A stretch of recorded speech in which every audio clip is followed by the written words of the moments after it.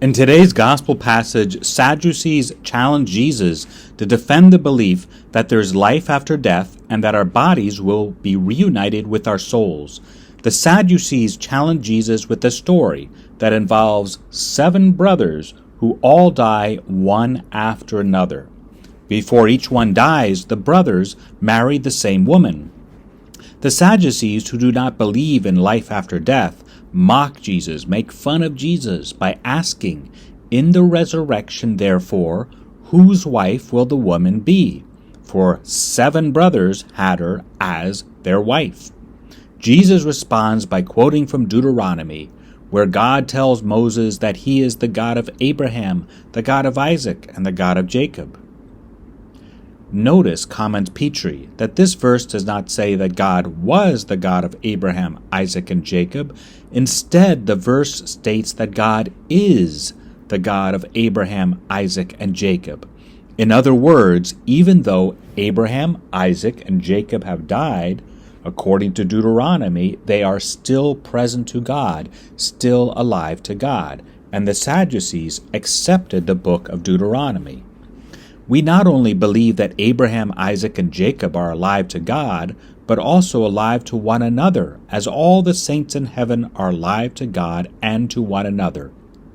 We believe in eternal life and in the communion of saints. According to the teaching on eternal life, our lives do not end when our bodies die. According to the teaching on the communion of saints, the saints in heaven are alive to God and to one another and are alive to us and are praying for us, as the book of Revelation chapter 5 and 6 indicates. The teaching on the communion of saints helps us to understand the relationship married people will have with one another after the husband and wife dies. In heaven, the husband and wife will not only be alive to God. In heaven, the husband's and wife's relationship with God will not only be perfected, but also in heaven the husband's and wife's relationship with one another will be perfected as they participate in the heavenly community that loves according to the outpouring relational love of the Trinity.